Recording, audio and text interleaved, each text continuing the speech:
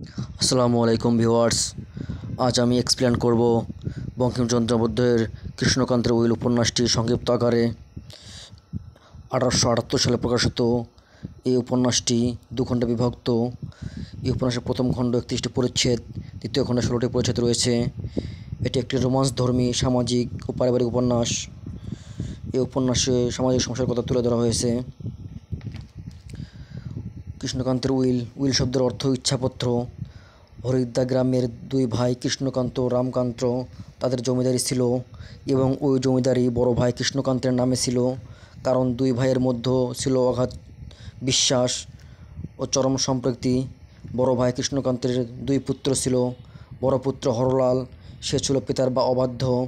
ছোট পুত্র বিনোদলাল পিতার বাধ্য সন্তান। ছোট ভাই রামকান্তের একটি পুত্র মাত্র ছিল, নাম তার গোবিন্দলাল। গোবিন্দলাল এর স্ত্রীর নাম ভ্রমর। ছোট ভাই রাধাকান্তের হঠাৎ মৃত্যু হলে বড় ভাই কৃষ্ণকান্ত ঠিক করলেন তার সমস্ত সম্পত্তি তিনি উইল করে যাবেন। তিনি উইল করবেন এভাবে: কৃষ্ণকান্তের মৃত্যুর পর তার ভাইয়ের ছেলে গোবিন্দলাল পাবে 8 আনা সম্পত্তি আর তার নিজ পুত্র পাবে 3 আনা করে।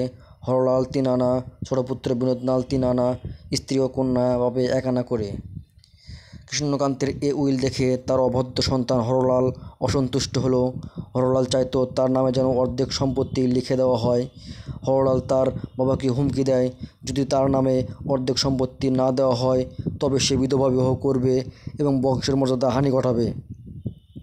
হরলালের বাবা কৃষ্ণকান্ত এ কথা শুনে রেগে দ্বিতীয়বারের মতো উইল লিখলেন, যেখানে হরলাল লিখলেন হরলালের কোনো সম্পত্তি রাখলেন না, অংশই রাখলেন না এবং তাকে ত্যায্যপুত্র করার কথা জানালেন।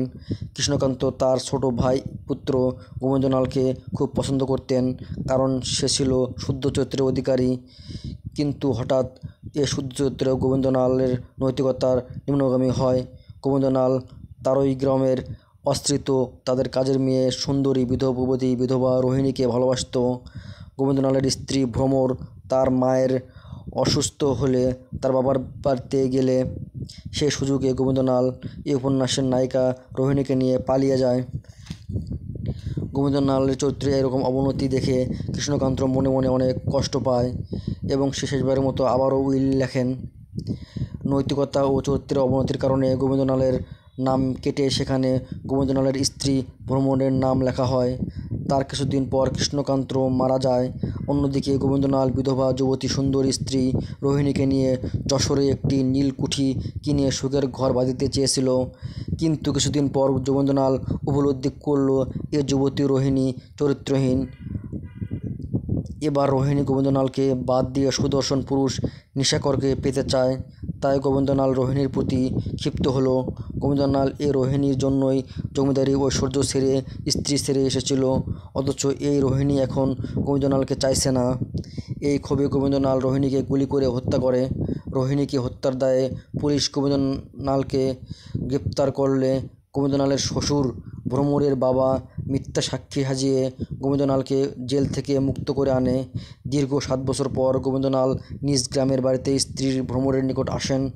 এসে দেখেন স্বামীর চিন্তায় দুঃখে কষ্টে রোগাক্রান্ত হয়ে অমৃত্যু শয্যায় ভ্রমর। কিছুদিন পর ভ্রমরের মারা যায়। ভ্রমরের মৃত্যুর পরে গোবিন্দলাল ভাবলেন রোহিণীকে সে নিজে হাতে মেরে ফেলেছে, ভ্রমরও তার জন্য কেঁদে কেঁদে মরেছে। এসব ভাবতে ভাবতে পাগলের মতো হয়ে গৃহত্যাগ করলেন গোবিন্দলাল। প্রায় 12 বছর পর আবার গোবিন্দলাল বাড়িতে আসিলেন। তাকে দেখে কেউ চিনিতে পারিল না।